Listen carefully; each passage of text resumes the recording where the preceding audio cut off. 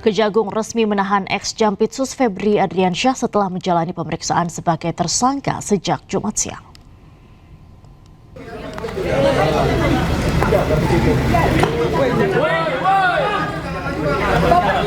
Jalan.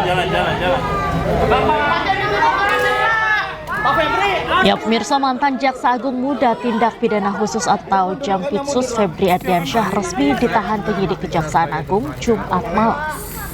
Febri ditahan atas dugaan kasus korupsi dan tindak pidana pencucian uang kasus Asabri.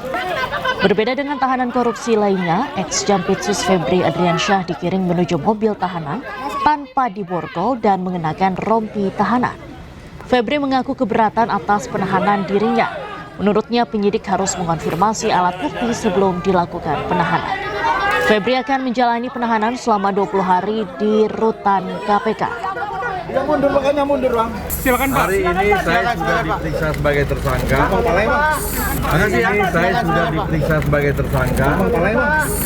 Santai. Jangan dorong. Jangan dorong. Dan dilakukan penahanan. Ya. Jangan dorong. Saya sudah diskusi dengan jaksa pemeriksa. Ini dorong ini. Saya sudah diskusi dengan jaksa pemeriksa. Ya. Bahwa alat bukti yang diajukan masih perlu didalami atau dikonfirmasi. Jangan didorong dong. Sehingga menurut saya ini belum cukup untuk dilakukan penahanan. Di Gedung Bundar tidak pernah seperti ini. Semua alat bukti harus dikonfirmasi dan diperdalam dulu. Dan berkali-kali dilakukan expose, baru kita yakin bahwa ini tidak zolim, sehingga kita tetapkan tersangka, dan barulah kita melakukan penahanan. Saudara Eva telah ditetapkan tersangka dan dilakukan penahanan 20 hari ke depan, sampai tanggal 24, kalau nggak salah. Tanggal berapa? 20 hari ke depan dari hari ini di rutan KPK Jakarta Cabang Jakarta Timur. Kita harus membangun peradaban pembangunan hukum yang saling menghargai, utamanya dalam proses penyidikan masih praduga tak bersalah. Kebanyakan menanyakan kenapa di KPK, ya kan? Nah, kita memastikan yang bersangkutan pernah setidaknya berjasa menangani kasus-kasus besar, ya, kasus besar. Kami memandang perlu untuk pelindungan yang bersangkutan juga, untuk proses akuntabilitas, transparansi, dan kita sinergi dengan KPK juga, oleh karenanya untuk menjamin proses kedepannya dan yang bersangkutan mohon maaf mungkin lebih nyaman karena yang bersangkutan banyak menangani kasus besar, kita ketahui. Nah, itulah salah satu pertimbangannya kenapa di sana. Ya, kalau masalah rompi tadi mohon maaf karena buru-buru juga udah malam ya. Terus yang kedua, modus operandi secara umum dugaan TPPU yang dilakukan oleh penyelenggara negara dalam jabatannya sebagai jaksa atau pejabat struktural selama dia menjabat mengabdikan diri di kejaksaan. Lebih detailnya tidak akan saya sampaikan karena terkait dengan pembuktian, dan kalau kita sampaikan akan sangat menyulitkan kita ke depannya. Mantan Jampitsus Kejagung Febri Adriansyah resmi ditahan di rutan KPK. Tanpa rompi dan borgol, Febri turun dari mobil tahanan dan langsung menuju rutan KPK dengan pengawalan petugas.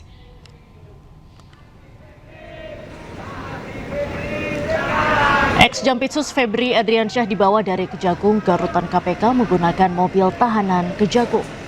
Febri Adriansyah tiba di rutan KPK pukul 11.20 Jumat malam.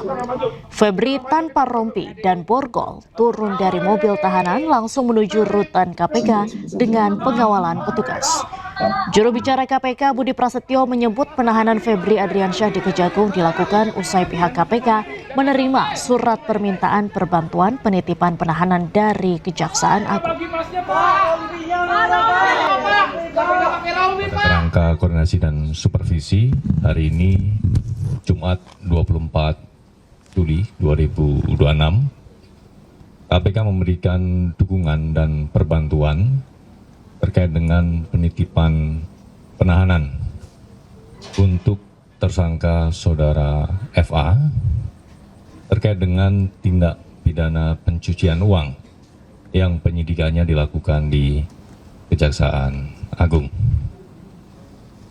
Adapun perbantuan penitipan penahanan ini berdasarkan dari surat Kejaksaan Agung yang kemudian diterima oleh Komisi Pemberantasan Korupsi.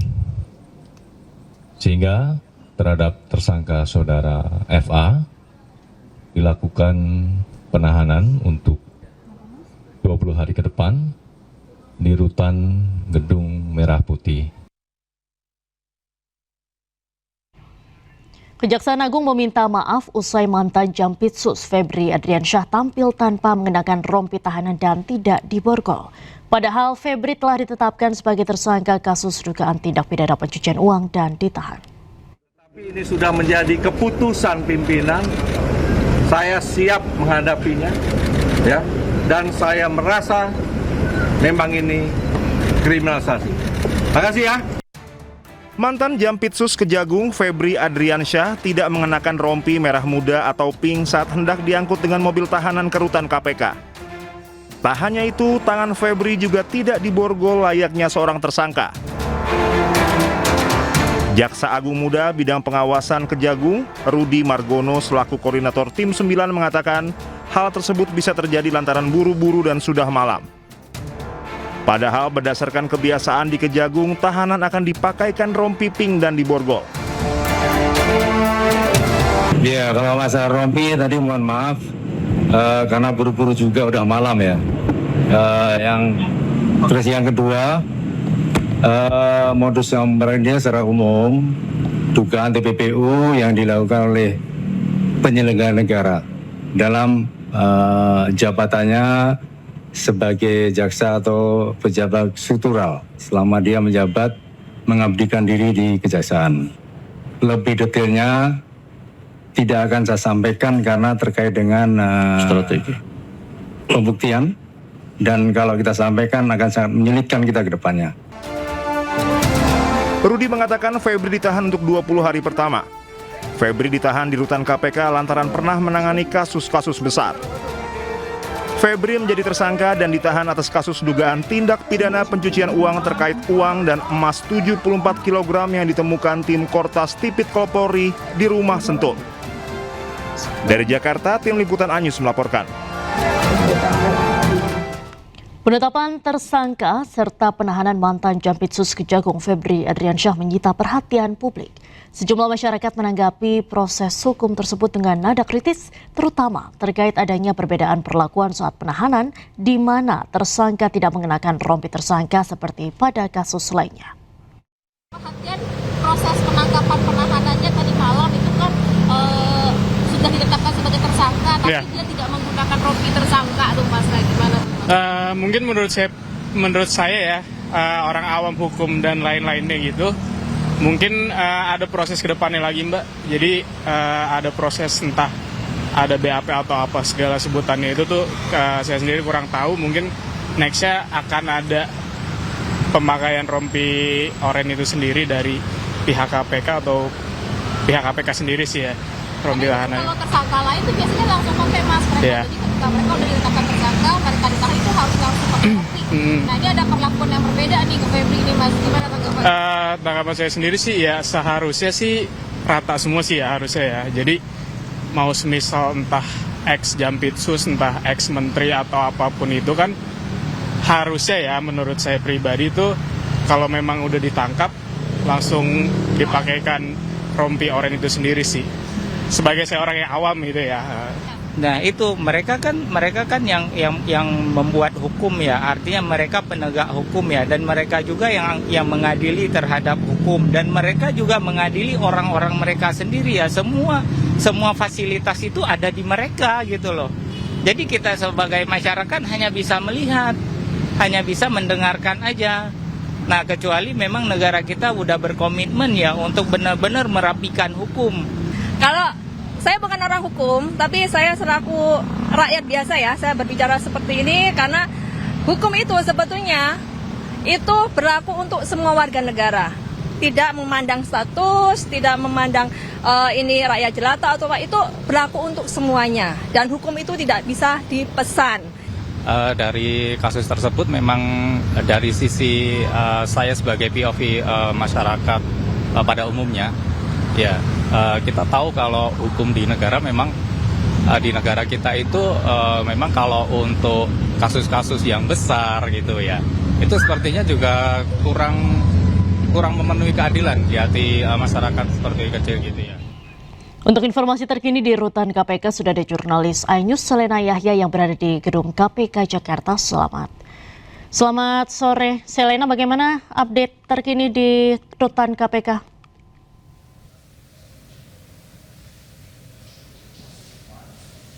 Ya, Diandra dan juga pemirsa, berdasarkan pantauan kami di Gedung Merah Putih KPK maupun di rutan KPK memang belum ada pergerakan yang signifikan dan juga terpantau kondusif mengingat Febri Adriansyah, ex-Jampitsus telah ditahan di rutan KPK hingga 20 hari ke depan.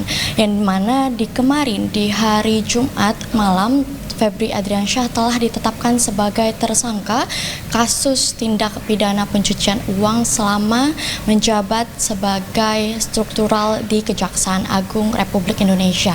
Yang dimana dapat kami informasikan juga untuk rutan KPK ini terpantau juga masih tidak ada pergerakan dan tidak ada informasi lebih lanjut untuk hari ini. Penahanan di rutan KPK ini tentunya dengan alasan tertentu menghindari adanya konflik kepentingan antara Febri Adriansyah dan juga pihak Kejaksaan Agung. Dan tentunya ini adalah bentuk sinergi dari Kejaksaan Agung dan juga pihak KPK. Meskipun ex-Jampitsus Febri Adriansyah telah ditahan di rutan KPK, namun untuk proses penyelidikan dan juga proses hukumnya masih berada di tangan tim 9 Kejaksaan Agung hingga saat ini sampai kasus tersebut benar-benar selesai. Sementara itu demikian, Diandra. Baik, terima kasih Selena Yahya melaporkan langsung dari Gedung Merah Putih KPK Jakarta. Selamat sore, selamat kembali bertugas. Pemirsa, mantan Jaksa Agung Muda bidang tindak pidana khusus Jampitsus Febri Adriansyah menunjuk Febri Diansyah sebagai kuasa hukumnya. Febri mengungkap bahwa kliennya berharap agar penegakan hukum berjalan secara adil.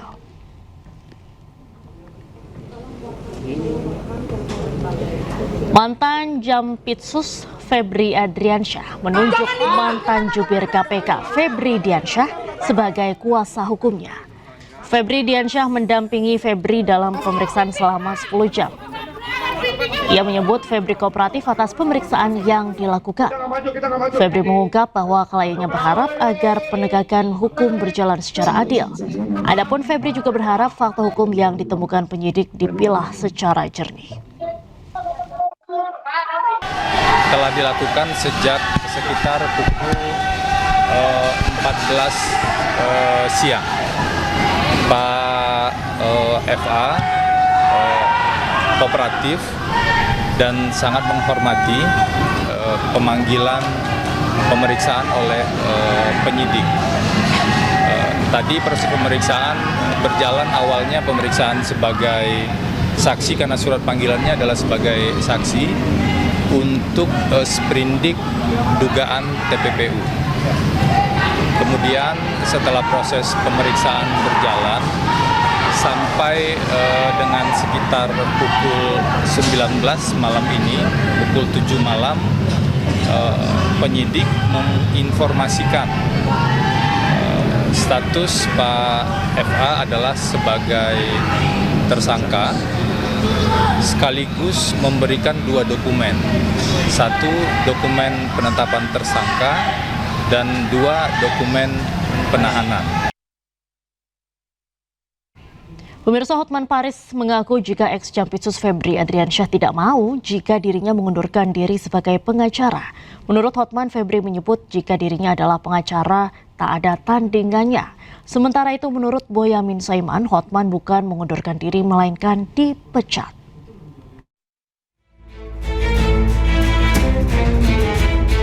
Sepertilah kondisi terakhir Hotman Paris Hutapea, duduk di kursi roda sambil membawa tongkat. Padahal sepekan lalu, Hotman tampak segar bugar. Ia bahkan kuat mendampingi ex-Jampitsus Febri Ardiansyah jadi pemeriksaan hingga 11 jam. Hotman bahkan masih tampak bersemangat menjawab pertanyaan media. Betul. Udah.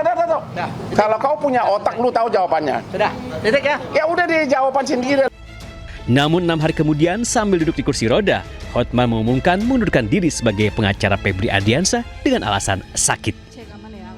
Jadi atas dasar pertimbangan itulah saya sudah dari 2 hari lalu sudah kasih tahu ke klien saya, sekarang jadi mantan Febri Jampitsus, saya mengundurkan diri.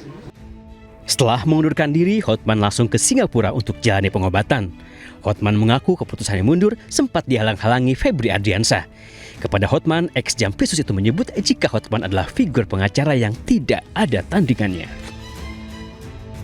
Berulang-ulang dengan nada sedih, tidak ada figur yang sama dengan Hotman, dia bilang. Tidak ada figur yang sama kelasnya dengan Hotman. Karena dia katanya sudah puluhan tahun mengamati dan saya dianggap sebagai pemecah ombak di persidangan. Pandangan berbeda disampaikan Ketua Masyarakat Anti Korupsi Boyamin Saiman.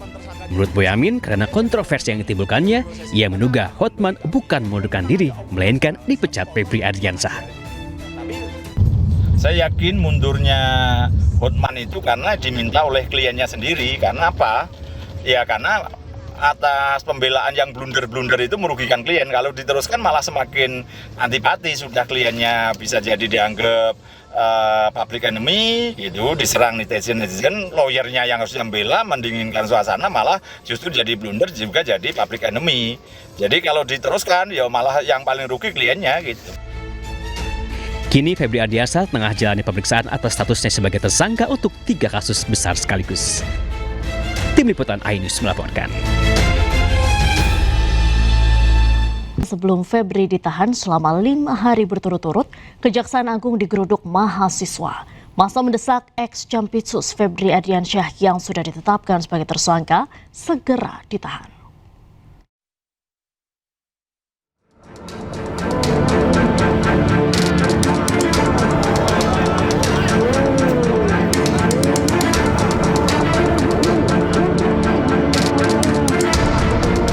Aksi pembakaran spanduk mewarnai unjuk rasa mahasiswa di depan gedung Kejaksaan Agung Senin sore.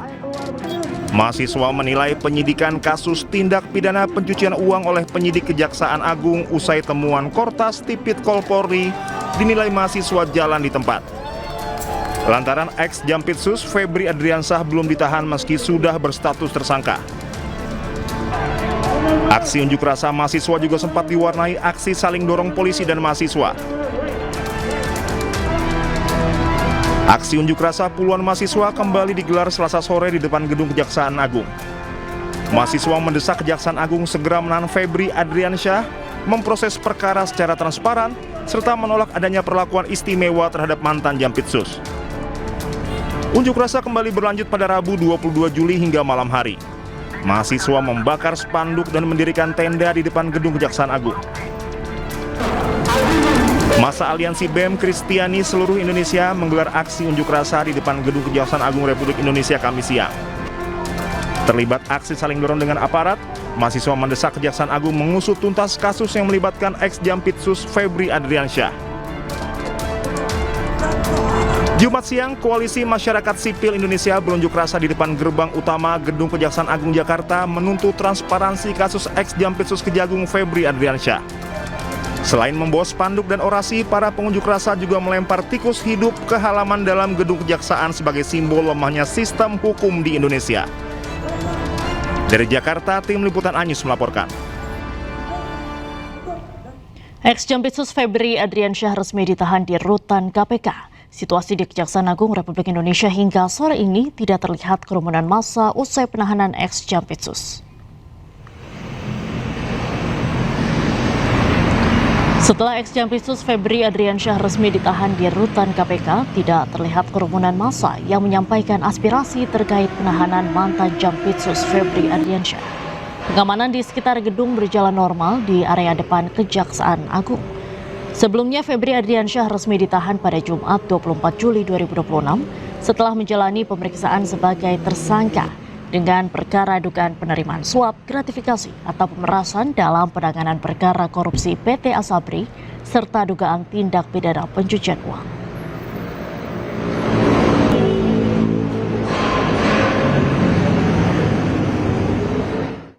Untuk mengetahui bagaimana situasi terkini di Gedung Kejaksaan Agung pada sore hari ini, kita langsung bergabung dengan rekan Ismalia Medasari. Selamat sore, Ismalia, bagaimana situasi terkini di Gedung Kejaksaan Agung?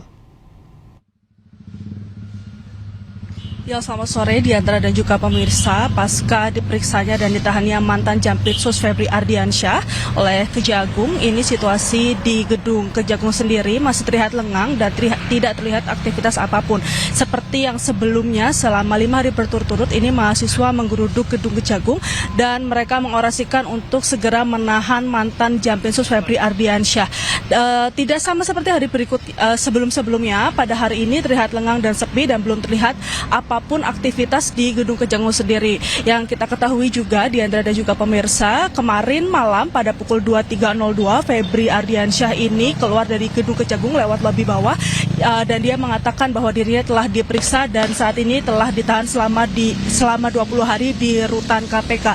Dan kemarin ketika turun lewat lobi bawah ini, Febri Ardiansyah sempat memberikan keterangan kepada awak media dan dia, menurut Febri, ini alat bukti yang diajukan masih memerlukan pendalaman dan konfirmasi, sehingga Febri berpendapat bahwa sebenarnya belum cukup untuk dilakukan penahanan.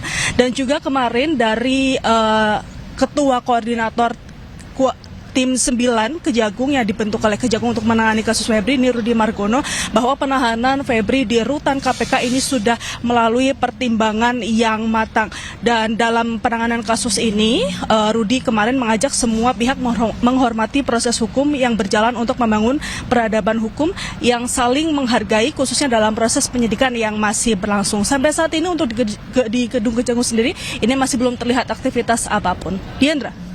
Baik, terima kasih Ismalia Medasari melaporkan langsung dari Gedung Kejaksaan Agung, Jakarta Selatan. Selamat sore, selamat kembali bertugas. Pemirsa, menilai penanganan kasus ex-Jampitsus Febri Adriansyah salah, mantan Menko Polhukam Mahfud MD sampaikan surat terbuka ke Presiden Prabowo Subianto.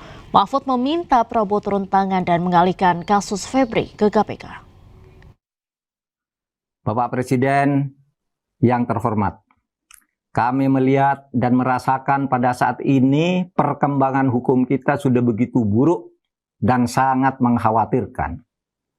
Terasa ada ketidakadilan karena pasal-pasal hukum dioperasionalkan secara bertentangan dengan public common sense, yaitu logika dan kesadaran nurani publik.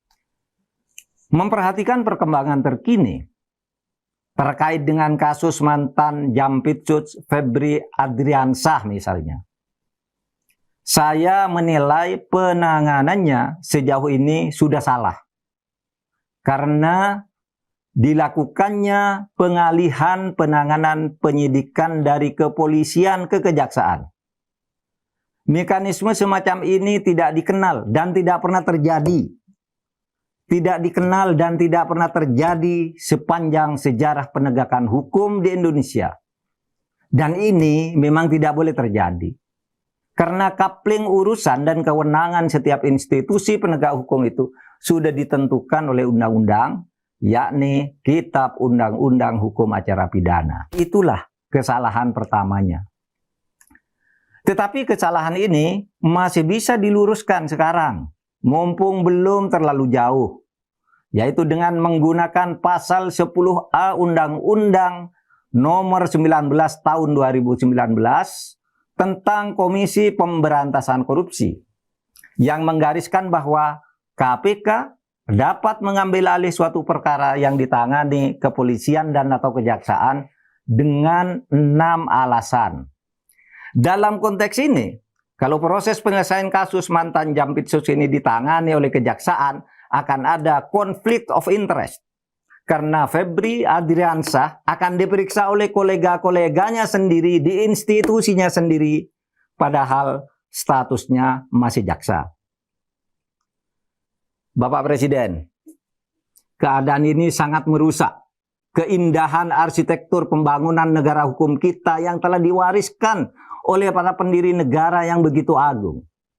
Keadaan yang saya rasakan belakangan ini, menurut saya sudah mengancam eksistensi bangsa kita. Bukan karena serangan dari luar, tetapi karena perusakan dari dalam. Pembusukan dari dalam kita sendiri. Wakil Ketua KPK Johanis Tanak menyebut KPK bisa mengambil alih kasus ex-Jampitsus Febri Adriansyah jika Kejagung menemui hambatan, termasuk hambatan intervensi pihak ketiga.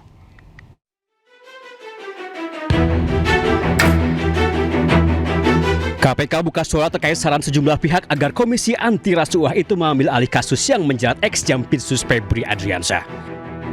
Menurut Wakil Ketua KPK Johanis Tanak, sebagai lembaga penegak hukum, KPK tentu saja memiliki kewenangan untuk mengambil alih perkara korupsi yang menjerat Febri. Namun menurut Johanis, KPK baru bisa bergerak jika Kejagung menemui hambatan, termasuk jika hambatan itu karena intervensi dari pihak ketiga. Misalnya ketika dia dalam melakukan penyidikan ada hambatan, nah kemudian dia menyampaikan ke kami. Kan ketika mereka menyidik, mereka kan mempunyai kewajiban menyampaikan SPDP kan kepada KPK. Dan KPK di sini kemudian memantau, memonitor, kan monitoring dan supervisi kan. Apa permasalahan yang dihadapi? Oh ini Pak, mungkin disebabkan karena adanya intervensi pihak ketiga. Siapa dia? Setelah pengalihan kasus Febri Adriansyah disahkan kepolisian kepada Kejagung, sejumlah pihak pesimis Korps Adiaksa itu bisa transparan menangani kasus mantan jaksanya. Kritik paling keras salah satunya disampaikan pakar hukum tata negara Mahfud MD. Mahfud bahkan menyayangkan KPK diam saja. Mantan Menko Polhukam itu bahkan menyebut sejumlah pasal yang bisa digunakan KPK, salah satunya pasal 10A Undang-Undang Nomor 19 Tahun 2019. KPK bisa menggunakan pasal 10A Undang-Undang Nomor 19 Tahun 2019. Di situ di dalam pasal 10A ayat 2 butir C dan E itu menyebutkan perkara bisa diambil alih manakala terlihat ada usaha untuk melindungi pelaku lain. Ex-Jampitsus Febri Adriansyah tengah menghadapi 3 perkara besar, yakni dugaan korupsi di PT Asabri, PT Krakatau Steel, dan pengadaan batubara untuk PT PLN. Masalah Febri kian rumit saat polisi menemukan emas seberat 74 kg dan uang tunai 470 miliar di rumahnya di Sentul, Jawa Barat. Bersama rekannya Don Rito, ia ditetapkan sebagai tersangka. Namun hingga kini, mantan orang nomor 2 di Kejagung itu masih melenggang bebas. Tim Liputan iNews melaporkan. Menteri Dalam Negeri bersama KPK menggelar pertemuan membahas soal mekanisme pencegahan korupsi kepala daerah. Pertemuan digelar buntut banyaknya operasi tangkap tangan yang melibatkan kepala daerah. Kementerian Dalam Negeri memperkuat sinergi dengan Komisi Pemberantasan Korupsi untuk meningkatkan upaya pencegahan tindak pidana korupsi di lingkungan pemerintah daerah. Langkah itu menjadi bagian dari fungsi pembinaan dan pengawasan Kemendagri terhadap Pemda sebagaimana diatur dalam Undang-Undang Nomor 23 Tahun 2014 tentang pemerintahan daerah. Dalam kesempatan itu, Menteri Dalam Negeri Tito Karnavian memaparkan sejumlah langkah yang telah dilakukan Kemendagri sejak awal masa jabatan kepala daerah, yakni kegiatan retret dan pembekalan sejak para kepala daerah dilantik. Siang ini kita sebelumnya sudah koordinasi minta kepada KPK untuk membantu dalam rangka untuk mencegah terjadi korupsi di kalangan pemerintahan daerah. KPK saya yakin sudah memiliki pemetaan modus-modus operandi dan lain-lain, dan kita berusaha mengeliminir terjadinya tindak pidana korupsi. Jadi mekanisme pencegahan juga kita intensifkan. Bahwa sampai dengan bulan Juli 2026 ini, terutama pada saat pimpinan era 2024 yaitu saya dengan 4 pimpinan yang lain, itu lebih kurang sudah ada 15 kepala daerah yang kena kegiatan penyelidikan tertutup. Ya. Kelompok pemukim Israel membakar permukiman warga Palestina di Desa Sura, Barat Daya Nablus, tepi barat. Sedikitnya 6 rumah dan 5 kendaraan dilaporkan terbakar akibat serangan pemukim Israel.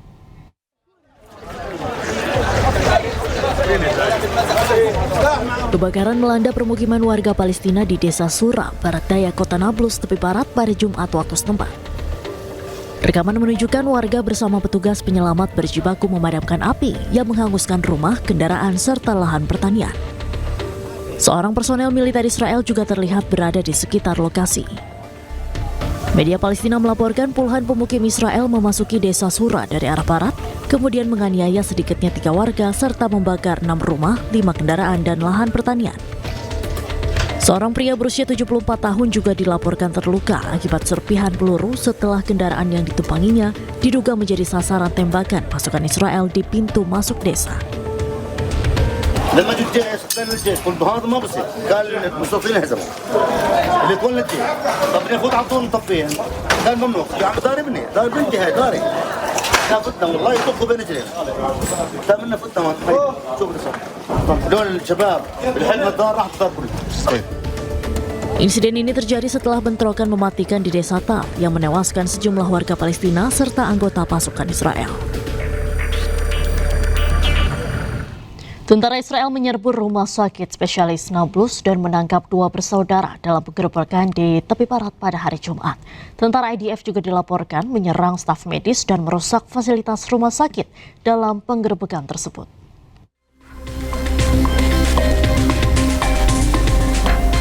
Tentara Israel menyerbu rumah sakit spesialis Nablus dan menangkap 2 bersaudara dalam penggerebekan di tepi barat pada hari Jumat. Rekaman video menunjukkan kerusakan di dalam salah satu ruang administrasi rumah sakit. Seseorang juga terlihat menampilkan rekaman video dari ponsel yang memperlihatkan tentara Israel di dalam gedung dengan warga Palestina yang diborgol tergeletak di lantai. Media Palestina melaporkan pasukan Israel mengepung rumah sakit sebelum memasuki departemen gawat darurat, menyerang staf medis dan memborgol dokter serta perawat. Tentara Israel juga menggeledah semua lantai rumah sakit secara menyeluruh dan mencari pasien tertentu. Para tentara kemudian menemukan pasien tersebut, melepaskannya dari peralatan medis dan menahannya bersama saudaranya. Tentara IDF kemudian menyita CCTV atau kamera pengawas rumah sakit. زملائنا في الطوارئ وكانوا مرافقين بطحهم على الارض هم الجنود اللي كانوا تحت واحنا كنا واقفين معهم فوق مع الجنود يعني اول ما دخلوا لحد ما مرافقهم طبعا اخذوا DVR من العمليات كمان اخذوا من الاداره عندنا DVR الكاميرات اخذوا كمان. Pihak militer Israel mengungkap 2 orang yang dituduh ikut serta dalam serangan bersenjata di daerah Tal telah ditangkap dan menambahkan bahwa mereka terluka selama pelaksanaan serangan dan dipindahkan ke rumah sakit di daerah Nablus sebelum diserahkan kepada pasukan keamanan. Pemirsa, Iran kembali meluncurkan serangan tanpa henti ke pangkalan Amerika Serikat di kawasan Timur Tengah. Serangan ini melibatkan 3 rudal canggih milik Iran, salah satunya rudal Emad dan Khaybar Shekan.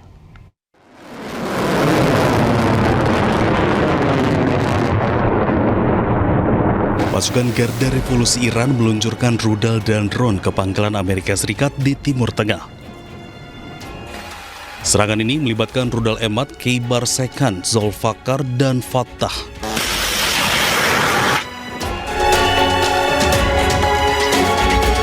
Selain itu, serangan ini juga dilakukan bersama dengan drone Shahed dalam gelombang ke-26. Konflik kembali memanas setelah kesepakatan sementara yang dimediasi Pakistan pada Juni lalu runtuh. Sejak itu, Amerika Serikat terus melancarkan serangan ke Iran, sementara Teheran membalas dengan menyerang aset-aset Amerika Serikat di kawasan Teluk.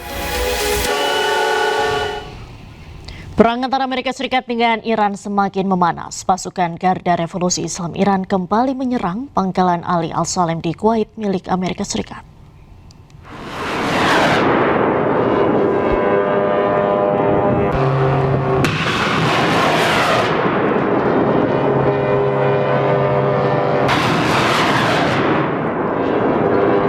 Pada serangan gelombang ke-27 ini, Iran menargetkan gudang amunisi Amerika Serikat.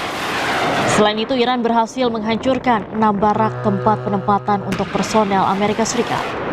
Eskalasi perang antara Iran dan Amerika Serikat semakin memanas usai Amerika menggempur aset militer Iran tanpa henti.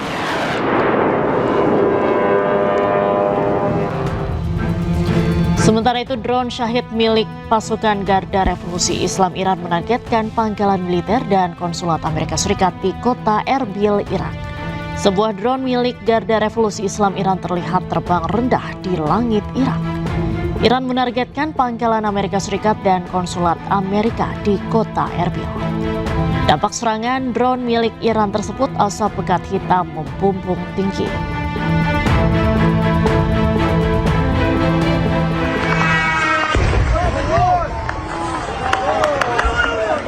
Selain itu, drone Syahid milik pasukan Garda Revolusi Islam Iran menghantam pangkalan Amerika Serikat di Yordania. Ledakan besar terjadi usai drone menargetkan sebuah aset militer Amerika Serikat. Pangkalan AS terus menjadi target pasukan IRGC usai terus menggempur Iran tanpa henti.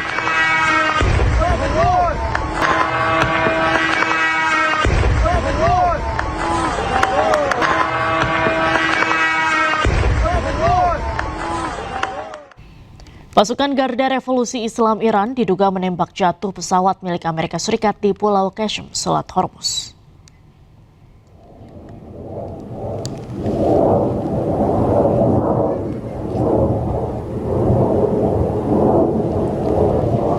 Terlihat di langit Iran, sebuah pesawat diduga ditembak jatuh oleh pasukan Garda Revolusi Islam Iran hingga menyebabkan terbakar. Namun pada peristiwa ini, Iran dan Amerika Serikat belum memberikan konfirmasi terkait jatuhnya pesawat. Ketegangan regional meningkat tajam di sekitar kawasan Selat Hormuz di tengah rangkaian eskalasi militer antara Iran dan Amerika Serikat beserta sekutunya.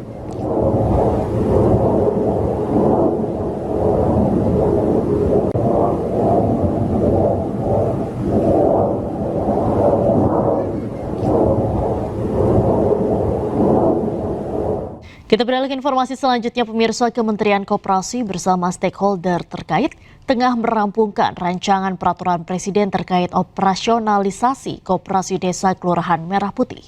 Perpres ini diharapkan menjadi payung hukum dalam penyaluran barang subsidi, sembako, hingga bantuan sosial dari pemerintah pusat agar lebih tepat sasaran.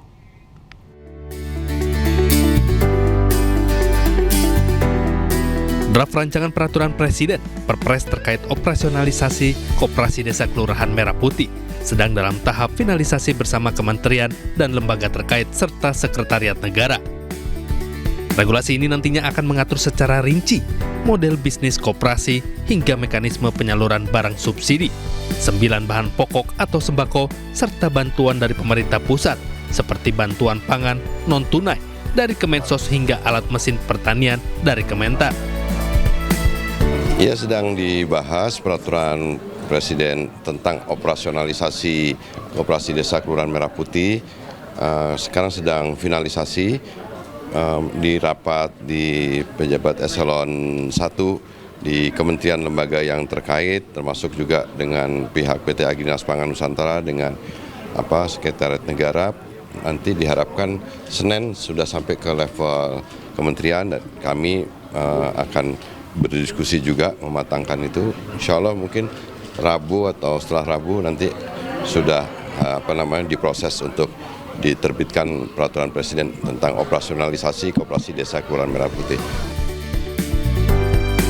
Peraturan Presiden ini diharapkan dapat segera rampung dan ditertibkan dalam waktu dekat, sehingga Koperasi Desa dan Kelurahan Merah Putih memiliki dasar hukum yang kuat serta tata kelola operasional di lapangan dapat berjalan lebih terarah dan transparan, sehingga masyarakat di tingkat desa dapat mengakses barang subsidi dengan harga lebih terjangkau. Dari Jakarta, Selena Yahya Sutrisno, iNews melaporkan.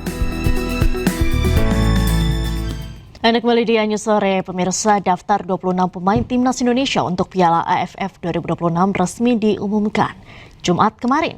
Garuda bertabur bintang senior dan muda untuk mengarungi turnamen ASEAN Hyundai Cup 2026.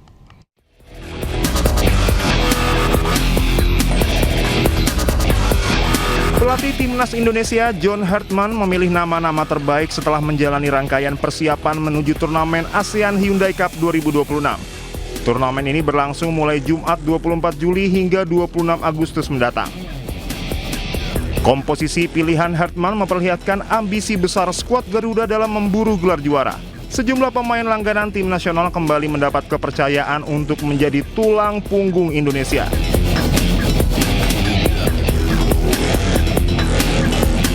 Di posisi kiper ada Nadeo Argawinata, M. Riyandi, dan Cahya Supriyadi.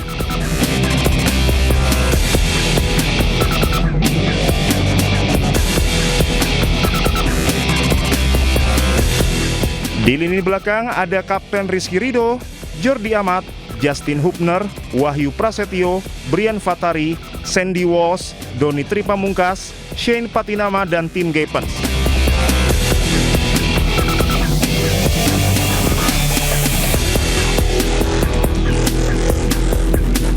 Di posisi gelandang ada Tom Hay, Ivar Jenner, Mark Locke, Marcelino Ferdinand, Beckham Putra, Raihan Hanan, Kadek Agung, dan Eliano Reinders.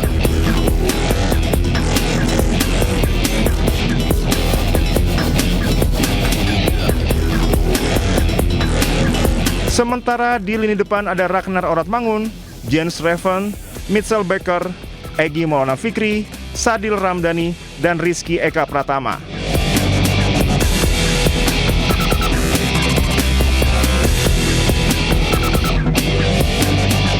Timnas Indonesia tergabung di grup A bersama Vietnam, Singapura, Kamboja, dan Timor Leste. Persaingan diprediksi berlangsung ketat karena Vietnam dan Singapura menjadi dua rival utama Indonesia di kawasan Asia Tenggara.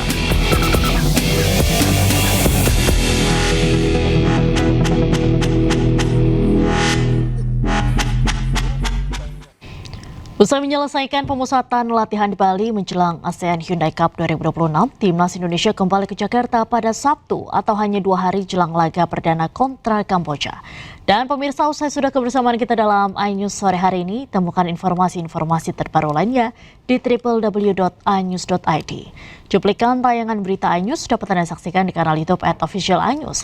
Dan sesaat lagi Anda dapat menyaksikan siaran langsung ASEAN Hyundai Cup 2026 antara Myanmar versus Malaysia. Dan pemirsa, update terus informasi terbaru Anda, siapkan 3 botol air mineral yang setara 2 liter air untuk 1 hari penuh kesejukan. Saya Diandra Mukni pamit undur diri, selamat beraktivitas, terima kasih dan sampai jumpa.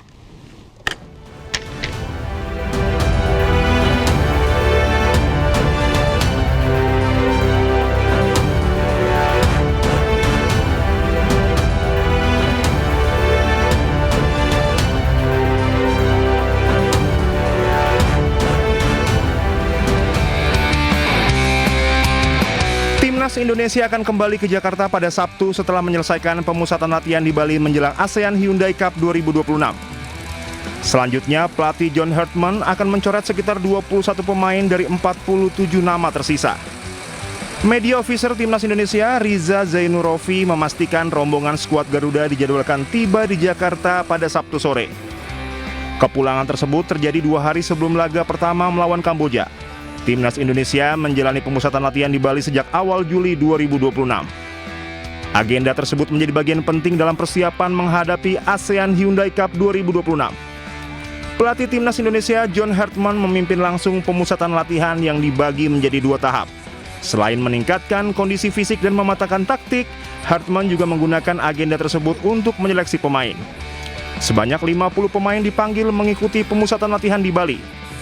3 nama telah dicoret, yakni Mauro Zylstra dan Jakob Sayuri karena cedera, serta Luke Vickery yang tidak mendapat izin dari klubnya. Kini tersisa 47 nama yang nantinya akan dipangkas menjadi sekitar 24 hingga 26 pemain untuk membentuk skuad utama ASEAN Hyundai Cup 2026.